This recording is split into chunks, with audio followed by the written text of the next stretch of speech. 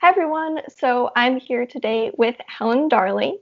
So Helen is the author of the novel I'll Know Me When I Find Me and its recent sequel, Terms and Conditions.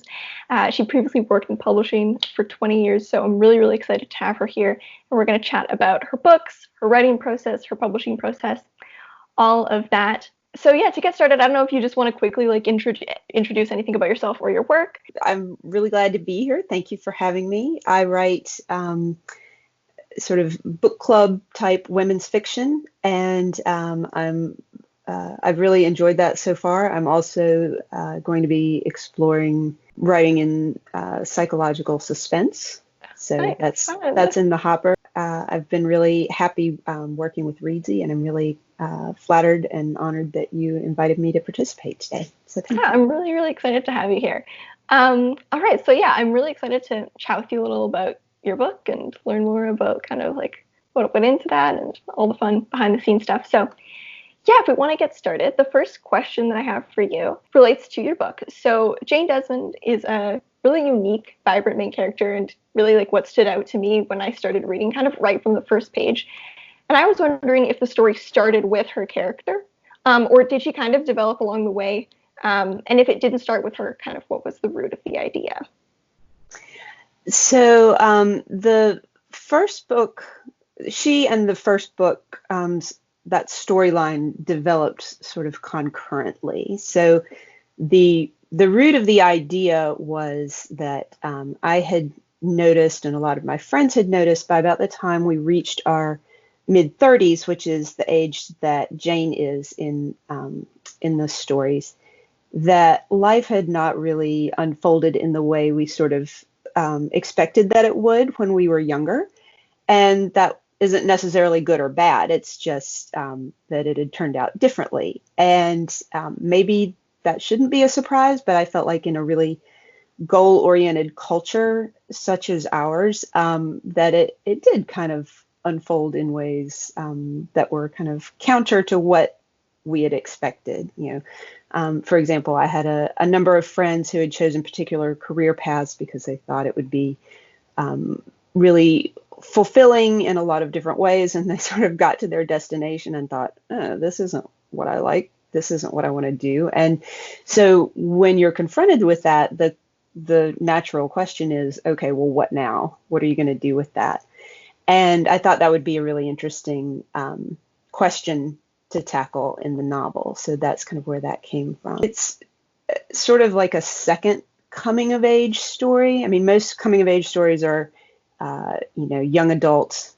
That's not exactly what's happening with Jane because she's older. She has some life experience, but she's not yet to midlife, so it's not quite the existential crisis that a lot of midlife crises sort of involve. So it's sort of a recalibration in the middle of that. And the stakes are really different from a traditional coming of age story because you have more life experience and you sort of have a lot more invested in certain relationships or career paths or whatever. So the stakes are just very different. And so I thought that was an interesting angle to explore. Then for the second novel, obviously, a lot, because it's a sequel, a lot had been predetermined. So the plot trajectory was much more dictated by her character and what she needed to learn. Nice, interesting. Yeah, like I think reading the book as someone who's quite a bit younger than Jane, I was like, it's almost comforting. It's like, yeah, like it's okay if I don't have it all figured out. Totally. Yeah, so I really enjoyed that aspect and like that different take on a coming of age story. Yeah. So like while we're on the topic of character, actually my second question was, speaking of character, what's your character development process like? When I was writing Jane's first story, as I said, it kind of developed organically. But what I try and do now is I think first about who the character is now and where I want them to end up. And then I think about what is the fundamental sort of myth or story about themselves that they tell themselves. Very closely related to that, I think about what is their sort of coping mechanism or what is the misbelief that they have about the way the world works that partners with that sort of personal story that they tell themselves. And those two tools are how they inform everything that the character is going to do, all the decisions that they're going to make. And then from there, I just I take those two kind of stories about how they negotiate life, and that helps me to track how to get from the beginning of the story to the end of the story. Nice. That's really cool. That's also like a really nice kind of like, I think like concrete way to see it. I feel like maybe people watching this who struggle with character development could really like take that and apply it to their story. So thinking of kind of the two books together, was your process writing Terms and Conditions any different from writing I'll Know Me When I Find Me because it was a sequel? Yes, very different. So I feel like I refine my process every time I set out to write something. So I'll Know Me When I Find Me is the first book that I published, but I have another novel that I wrote before that that is just sitting in the drawer. I'm sure every writer out there has at least one of those. Yeah. So with that very first novel, I didn't know what I was doing. I had no idea how to write a book. So I kind of pantsed it all the way through, and I found it really hard to keep the story channeled in a way that made sense. So the next time I said, all right, I'm going to at least map out a few key points. So that was how I approached I'll Know Me When I Find Me. And I knew kind of the beginning, the end, and maybe two midpoints. Let the story unfold in a more organic way from that. But with that, I ended up discarding about a third of the manuscript and writing it all over again.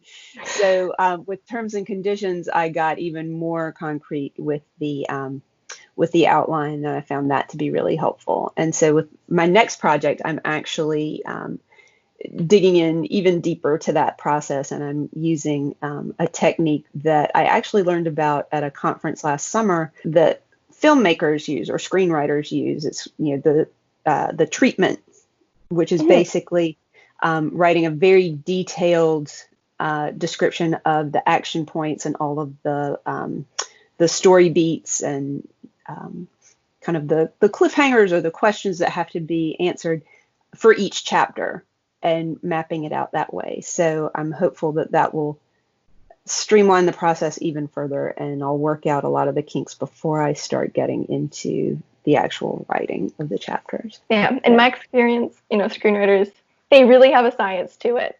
So yeah, it's pretty useful. So the conflict in I'll Know Me When I Find Me revolves a lot around Jane's relationship with her best friend. But in Terms and Conditions, we see her kind of on her own in a new city.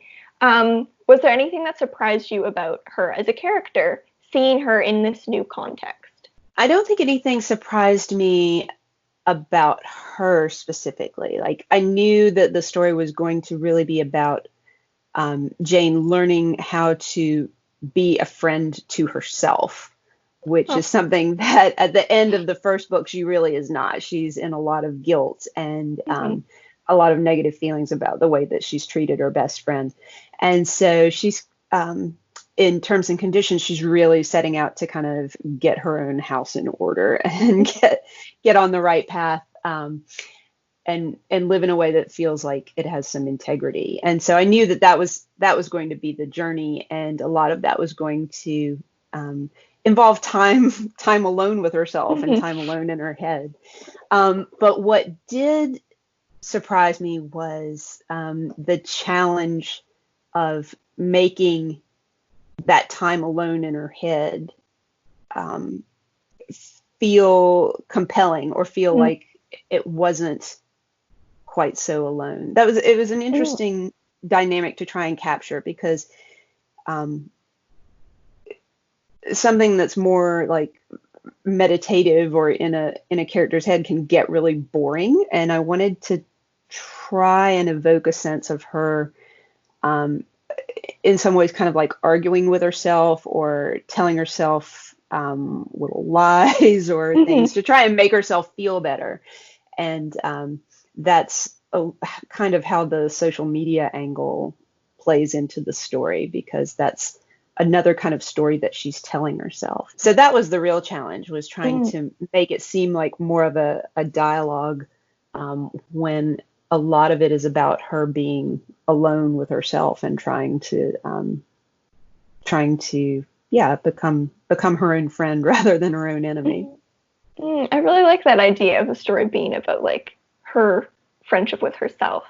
I thought that was really interesting because particularly in contemporary times when we're so invested in social media, I feel like the pressures that come with social media, even if you're aware of them and you kind of know that you should resist them, there's a real pull there, to not miss out or to make people think that your life is maybe a little better or more glamorous or more interesting than it seems. Like nobody ever takes pictures and puts them on Instagram of their like baskets of laundry on the bed and stuff like that. Like that we tidy up our lives and curate them. In doing that, we're not being like vulnerable with each other and being honest in some ways. And I think that is detrimental in some ways. And so I thought it would be really interesting to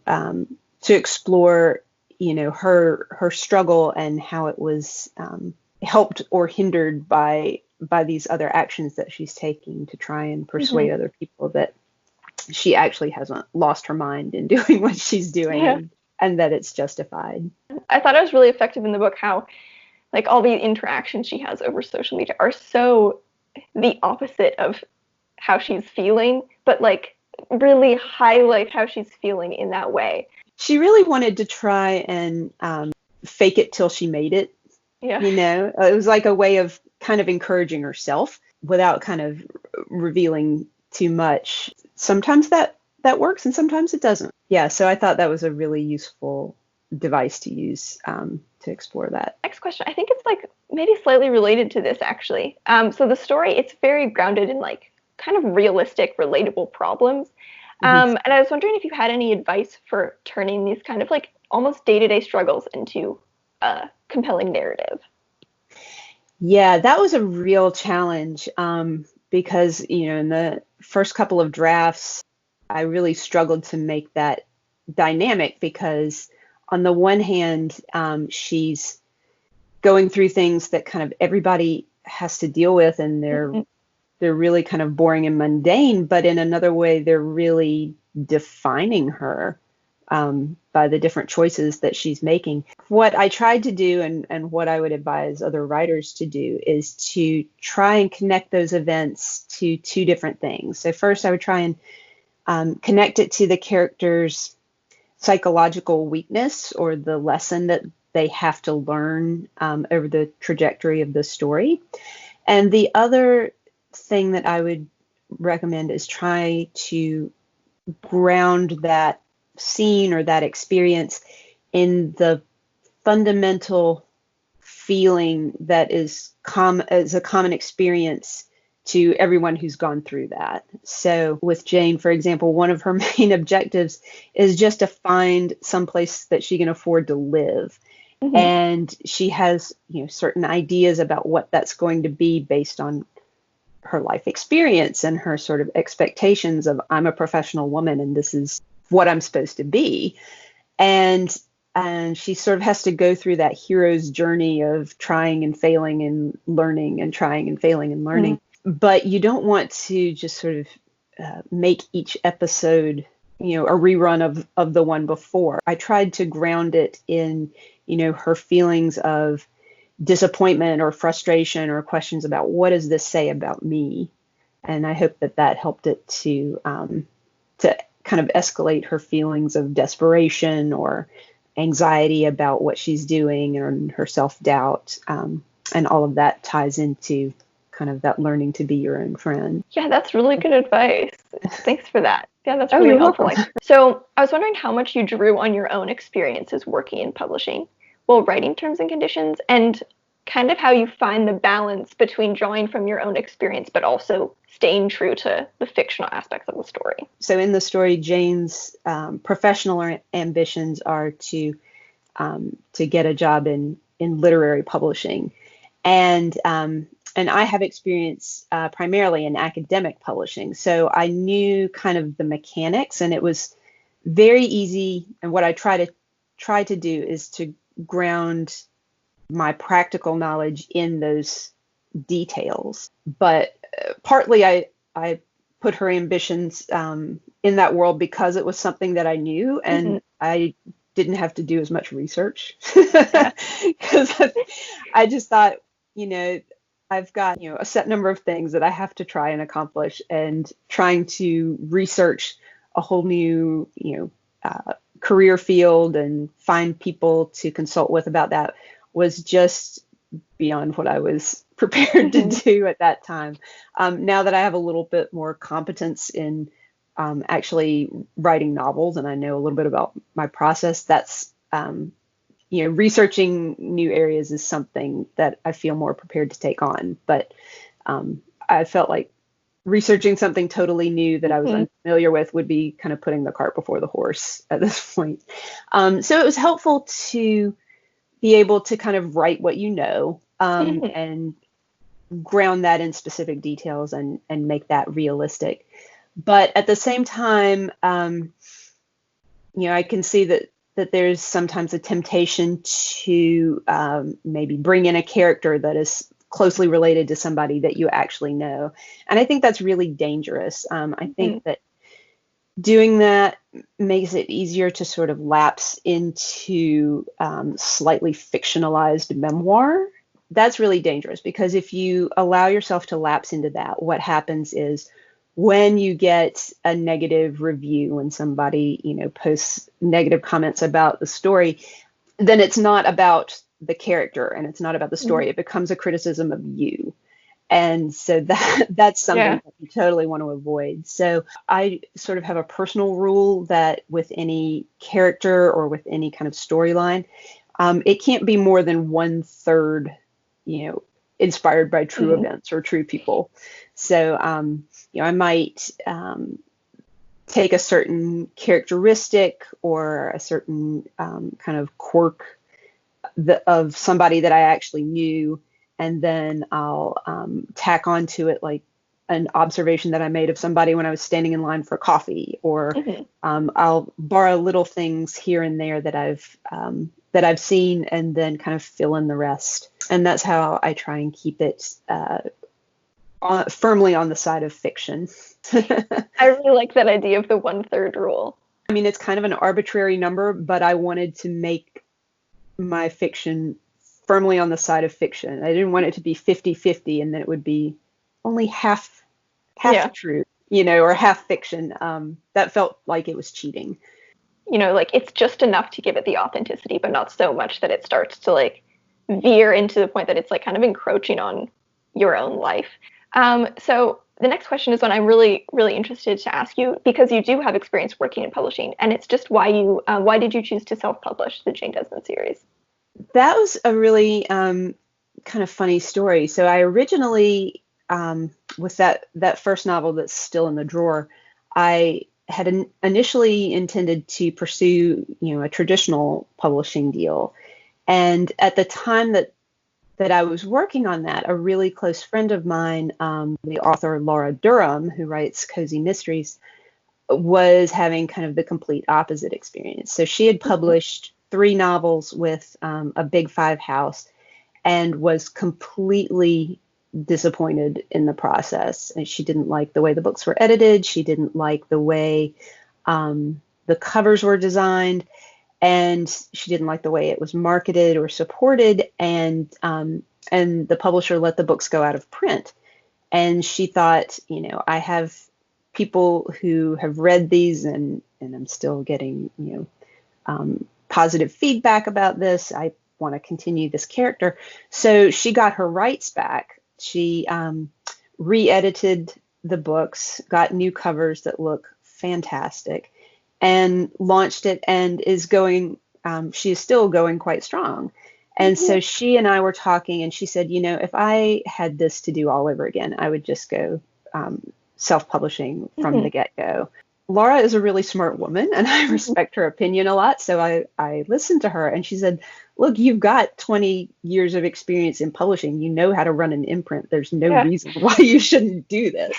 So I did, and I've really enjoyed it. And I'm glad that I made that decision. It hasn't always been easy, but running a business is not necessarily an easy thing to do. But nobody's going to care more about my books than I do. Yeah. And so that's, what keeps me motivated. And I can tell you, I've been able to put together a team of professionals that I really trust and enjoy working with. And I feel like we have a really collaborative, positive relationship. I really like the control that I have, the creative control. I like being able to respond in a nimble fashion to pursue, new marketing opportunities or new developments.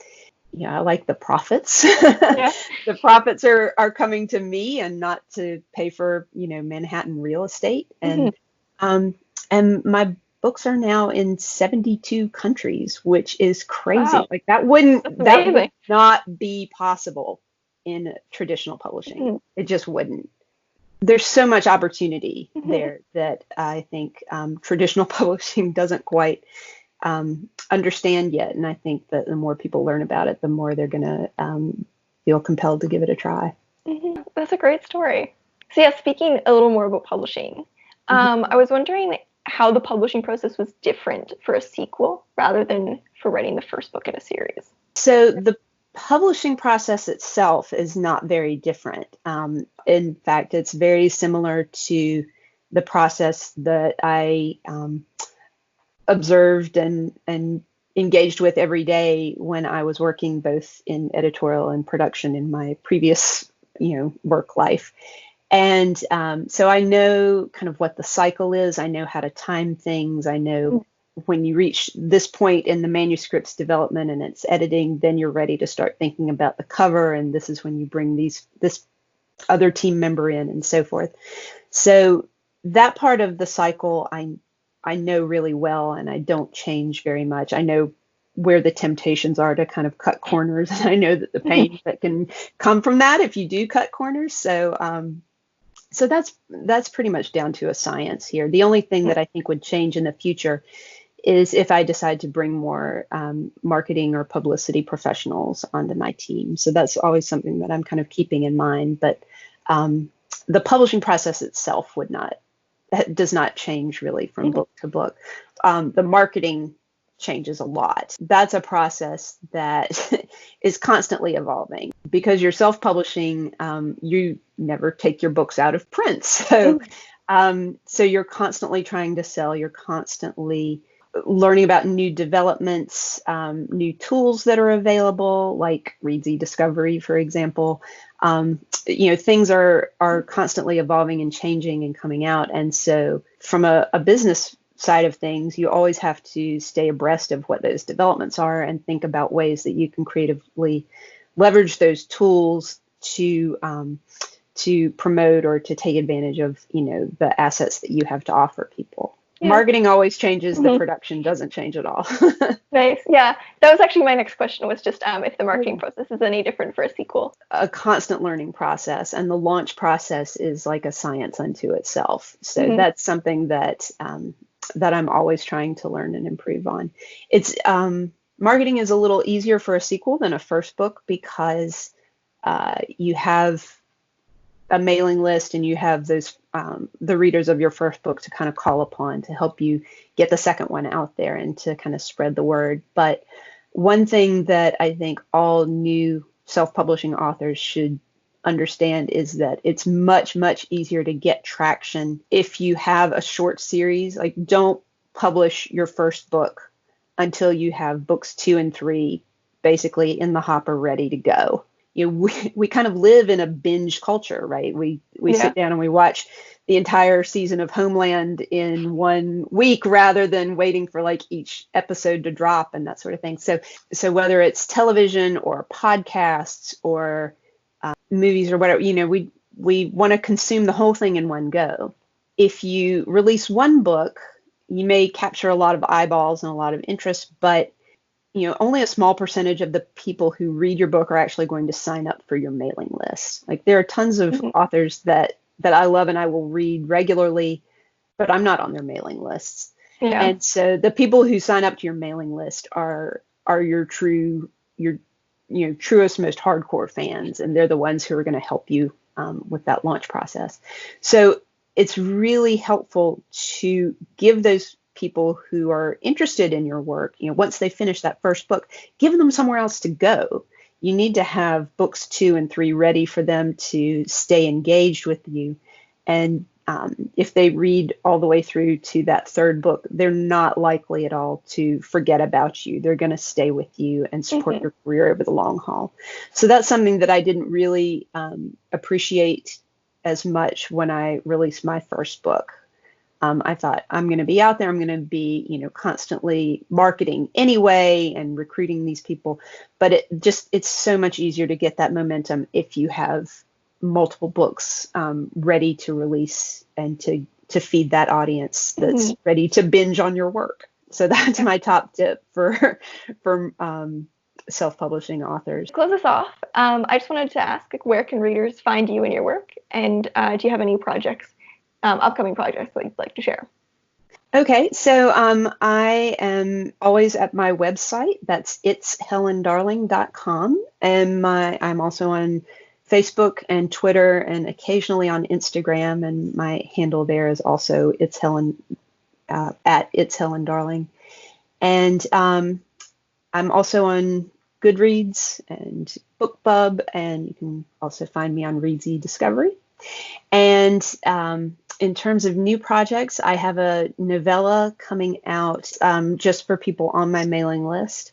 And then I'm working on a third Jane Desmond novel, and I'm starting work on a psychological suspense series. So lots of bigger projects in the early stages of development. Nice. A lot of really exciting things coming up. Yeah, I'll leave all of the links to all of your stuff in the description, so people can also get in on your exclusive novella. Yeah. Is it related to Jane Desmond, or is it like a standalone novella? No, it is related to Jane Desmond. Cool. It takes place when she's a bit younger and still kind of in that same context as the first novel. So it's not strictly a prequel, but it takes place prior to that. Oh, interesting. But it's just totally fun, kind of goofy story. not as much introspective and a lot more playful and fun. So nice. Yeah. Oh, that's really cool. That's really, really fun project. Cool. All right. Those were all the questions that I had. Thank you so much for your time. It's been great having you here and getting to hear more about what went into these books. After reading them, I just love the little extra insight that I got. Yeah, again, I'll leave all of your links below so people can check out your work. Great. Well, thank you so much. I really enjoyed talking to you, and I enjoyed the opportunity to talk about the books and the whole writing process. So really enjoyed it. Thank you. Thanks so much for joining us today. Thank you, everyone, for watching. We've got writing, editing, and publishing videos on this channel every Tuesday and Friday, and hopefully we'll have some future authors featured here as well. Thank you so much for watching, and I'll see you next time. Bye.